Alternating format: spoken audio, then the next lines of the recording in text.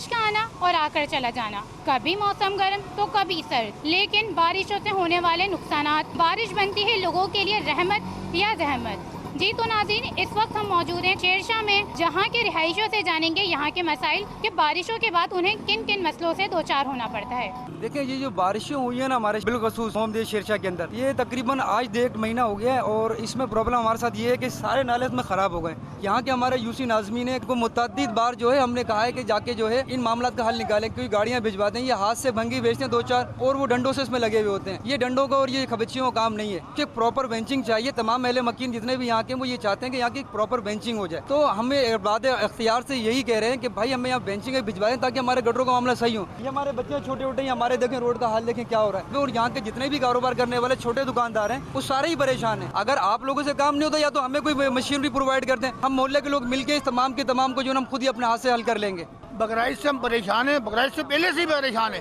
कुर्बानी हमारे अंदर करिए, नाले हमारी गलियों में कितना बुरा हाल है। कोई कुछ नहीं, नाजिम भी यहाँ पे आया है, नाजिम ने बड़ी बातें करी है, उसने कुछ नहीं किया। माशाअल्लाह बहुत परेशान है, हर बच्चा परेशान है, हर बंदा परेशान है। गलियों का हाल तो देखो, गली में देखो। बच्चों को लेके जाते हैं रक्षों के अंदर, रक्षे गलती हो रहे, रक्षे वाले अंदर आने के लिए राजी नहीं है, बोले आपका इलाका इतना खराब है, हम अंदर आएंगे नहीं। कितनी बेइज्जती होती है, कितने लोग बोलते हैं कि हम शेरशाह नहीं जाएंगे। शेरशाह में पानी गटर का इतना पानी खड़ा होता है। प्रॉब्लम है सारा, क्या कम से कम 6 फुट का पैप डालेगा फिर मसला होगा। ये लोग फंड खाने के लिए यहाँ से वीडियो बना लेते हैं, फिर फंड खा के वहाँ भाग जाते हैं बेरिया टॉल में, समझ गया, जेब में डाला चला गया। खाली वोट दे दो हमारे को, बस और कोई नहीं चाहिए। और स्कूल भी जा रहे हैं, मदरसे भी जा रहे हैं, और हमारे नमाज वाले कपड़े होते हैं वो भी ख़राब हो जाते हैं। अभी हमारी मस्जिद के आगे जाके देख लो, अभी आप, वो अल्लाह का घर है जहाँ हम सब मुसलमान हैं। कम से कम वो घर महफूज नहीं हो तो हमारे रोड, हमारी गलियाँ कहाँ से महफूज रहेंगी गंदे पानी से।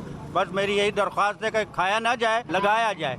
तो ये बड़े मसले हो रहे हैं। ये मेन गटर बंद है, इसकी वजह से पूरी गली है जो है ना जाम है। और यहाँ पे 2 मस्जिद है, एक मोहम्मदी मस्जिद है और एक हक़ुल इस्लाम मस्जिद है। तो यहाँ पे नमाजी जा नहीं सकते हैं। तकरीबन 20 से 25 दिन हो गया, उनके बड़े मसले हो रहे हैं। पहले तकरीबन 10-12 सब होते थे, अब इस वक्त मुश्किल से 2 से 3 सब होते हैं। नमाजियों के कपड़े ख़राब होते हैं। अभी आज गाड़ी आई थी, लेकिन इंतज़ामिया जो है ना वो अपने हिसाब से तो गाड़ी से यानी पानी निकाल लेते हैं, लेकिन इसका कोई हल नहीं है। ये दुकानदार सारे बैठे हुए हैं, ये हज़ारों रुपए किराया देते हैं, इनका सारा कारोबार बिल्कुल तबाह बर्बाद। ये सामने मस्जिद है, खुदारा हमारे लिए कुछ करें, को मसले का हल करें। जी तो नाज़रीन, जैसा कि आपने सुना, यहाँ के रिहायशियों का बारिश के बाद जो मेजर इशू था वो सीवरेज का प्रॉब्लम है। यहाँ के लोगों का कहना है कि हुकूमत की जानिब से यहाँ वक्ती तौर पर तो काम किया जाता है, लेकिन मुस्तकिल तौर पर कोई हल निकाला नहीं जा रहा। यहाँ के लोगों का मुतालबा है कि मुस्तकिल तौर पर यह हल निकाला जाए। और सवाल है कि जब बारिश की प्रेडिक्शन 1 महीने पहले कर दी जाती है तो इंतजामिया हमारी हरकत में क्यों नहीं आती। कैमरा पर्सन मुदस्सिर के साथ दुआ मुनव्वर, कराची।